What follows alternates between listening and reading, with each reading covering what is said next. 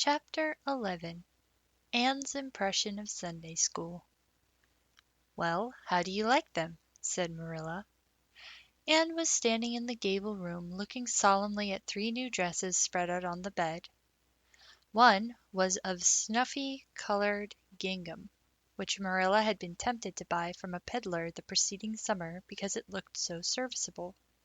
One was of black and white checkered sateen, which she had picked up at a bargain counter in the winter, and one was a stiff print of an ugly blue shade which she had purchased that week at a Carmody store. She had made them up herself, and they were all made alike, plain skirts fulled tightly to plain waists, with sleeves as plain as waist, and skirt as tight as sleeves could be. "I'll imagine that I like them," said Anne soberly. "I don't want you to imagine it," said Marilla, offended. "Oh, I can see you don't like the dresses. What is the matter with them? Aren't they neat and clean and new?" "Yes." "Then why don't you like them?" "They're they're not pretty," said Anne reluctantly. "Pretty!" Marilla sniffed. "I didn't trouble my head about getting pretty dresses for you. I don't believe in pampering vanity, Anne. I'll tell you that right off. Those dresses are good, sensible, serviceable dresses, without any frills or furbelows about them. And they're all you'll get this summer. The brown gingham and the blue print will do you for school when you begin to go. The sateen is for church and Sunday school. I'll expect you to keep them neat and clean and not to tear them. I should think you'd be grateful to get most anything after those skimpy, wincey things you've been wearing." "Oh, I am grateful," protested Anne, "but I'd be ever so much gratefuller if you'd made just one of them with puffed sleeves. Puffed sleeves are so fashionable now. It would give me such a thrill, Marilla, just to wear a dress with puffed sleeves." "Well, you'll have to do without your thrill. I hadn't any material to waste on puffed sleeves. I think they are ridiculous looking things anyhow. I prefer the plain, sensible ones." "But I'd rather look ridiculous than everybody else does than plain and sensible all by myself," persisted Anne mournfully. "Trust you for that. Well, hang those dresses carefully up in your closet, and then sit down and learn the Sunday school lesson. I got a quarterly from Mr. Bell for you, and you'll go to Sunday school tomorrow," said Marilla, disappearing downstairs in high dudgeon. Anne clasped her hands and looked at the dresses. "I did hope there would be a white one with puffed sleeves," she whispered disconsolately. "I prayed for one, but I didn't much expect it on that account. I didn't suppose God would have time to bother about a little orphan girl's dress. I knew I'd just have to depend on Marilla for it. Well, fortunately I can imagine that one of them is of snow-white muslin with lovely lace frills and 3 puffed sleeves." The next morning warnings of a sick headache prevented Marilla from going to Sunday school with Anne. "You'll have to go down and call for Mrs. Lynde, Anne," she said. "She'll see that you get into the right class. Now, mind you behave yourself properly. Stay to preaching afterwards, and ask Mrs. Lynde to show you our pew. Here's a cent for collection.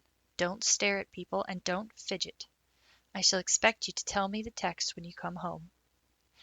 Anne started off irreproachable, arrayed in the stiff black and white sateen, which, while decent as regards length and certainly not open to the charge of skimpiness, contrived to emphasize every corner and angle of her thin feature. Her hat was a little, flat, glossy, new sailor, the extreme plainness of which had likewise much disappointed Anne, who had permitted herself secret visions of ribbon and flowers. The latter, however, were supplied before Anne reached the main road, for being confronted halfway down the lane with a golden frenzy of wind-stirred buttercups and a glory of wild roses, Anne promptly and liberally garlanded her hat with a heavy wreath of them. Whatever other people might have thought of the result, it satisfied Anne, and she tripped gaily down the road, holding her ruddy head with its decoration of pink and yellow very proudly. When she had reached Mrs. Lynde's house she found that lady gone.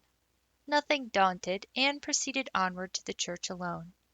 In the porch she found a crowd of little girls, all more or less gaily attired in whites and blues and pinks, and all staring with curious eyes at this stranger in their midst, with her extraordinary head adornment. Avonlea little girls had already heard queer stories about Anne. Mrs. Lynde said she had an awful temper. Jerry Buck, the hired boy at Green Gables, said she talked all the time to herself or to the trees and flowers like a crazy girl. They looked at her and whispered to each other behind their quarterlies. Nobody made any friendly advances, then or later on when the opening exercises were over, and Anne found herself in Miss Rogerson's class. Miss Rogerson was a middle-aged lady who had taught a Sunday school class for 20 years. Her method of teaching was to ask the printed questions from the quarterly and look sternly over its edge at the particular little girl she thought ought to answer the question. She looked very often at Anne, and Anne, thanks to Marilla's drilling, answered promptly, but it may be questioned if she understood very much about either question or answer. She did not think she liked Mrs. Rogerson, and she felt very miserable. Every other little girl in the class had puffed sleeves. Anne felt that life was really not worth living without puffed sleeves. "Well, how did you like Sunday school?" Marilla wanted to know when Anne came home. Her wreath having faded, Anne had discarded it in the lane, so Marilla was spared the knowledge of that for a time. "I didn't like it a bit. It was horrid." "Anne Shirley!" said Marilla rebukingly. Anne sat down on the rocker with a long sigh, kissed one of Bonny's leaves, and waved her hand to a blossoming fuchsia. "They might have been lonesome while I was away," she explained. "And now about the Sunday school. I behaved well, just as you told me. Mrs. Lynde was gone, but I went right on myself. I went into the church with a lot of other little girls, and I sat in the corner of a pew by the window while the opening exercises went on. Mr. Bell made an awfully long prayer. I would have been dreadfully tired before he got through if I hadn't been sitting by that window, but it looked right out on the lake of shining waters, so I just gazed at that and imagined all sorts of splendid things." "You shouldn't have done anything of the sort. You should have listened to Mr. Bell." "But he wasn't talking to me," protested Anne. "He was talking to God, and he didn't seem to be very much interested in it either. I think he thought God was too far off, though. There was a long row of white birches hanging over the lake, and the sunshine fell down through them, way, way down deep into the water. Oh, Marilla, it was like a beautiful dream. It gave me a thrill, and I just said, 'Thank you for it, God,' 2 or 3 times." "Not out loud, I hope," said Marilla anxiously. "Oh, no, just under my breath. Well, Mr. Bell did get through at last, and they told me to go into the classroom with Miss Rogerson's class. There were 9 other girls in it. They all had puffed sleeves. I tried to imagine mine were puffed, too, but I couldn't. Why couldn't I? It was as easy as could be to imagine they were puffed when I was alone in the east gable, but it was awfully hard there among the others who had really truly puffs. You shouldn't have been thinking about your sleeves in Sunday school. You should have been attending to the lesson. I hope you knew it." "Oh, yes, and I answered a lot of questions. Miss Rogerson asked ever so many. I don't think it was fair for her to do all the asking. There were lots I wanted to ask her, but I didn't like to because I didn't think she was a kindred spirit." Then all the other little girls recited a paraphrase. She asked me if I knew any. I told her I didn't, but I could recite "The dog at his master's grave," if she liked. That's in the Third Royal Reader. It isn't a really truly religious piece of poetry, but it's so sad and melancholy that it might as well be. She said it wouldn't do, and she told me to learn the 19th paraphrase for next Sunday. I read it over in church afterwards, and it's splendid. There are 2 lines in particular that just thrill me. "Quick as the slaughtered squadrons fell in Midian's evil day." I don't know what squadrons means, nor Midian either, but it sounds so tragical. I can hardly wait until next Sunday to recite it. I'll practice it all the week. After Sunday school I asked Miss Rogerson, because Mrs. Lynde was too far away, to show me your pew. I sat just as still as I could, and the text was Revelation's 3rd chapter, 2nd and 3rd verses. It was a very long text. If I was a minister, I'd pick the short, snappy ones. The sermon was awfully long, too. I suppose the minister had to match it to the text.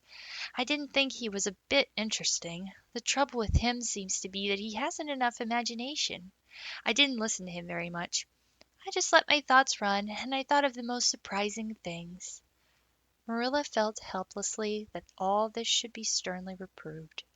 But she was hampered by the undeniable fact that some of the things Anne had said, especially about the minister's sermons and Mr. Bell's prayers, were what she herself had really thought deep down in her heart for years, but had never given expression to. It almost seemed to her that those secret, unuttered, critical thoughts had suddenly taken visible and accusing shape and form in the person of this outspoken morsel of neglected humanity.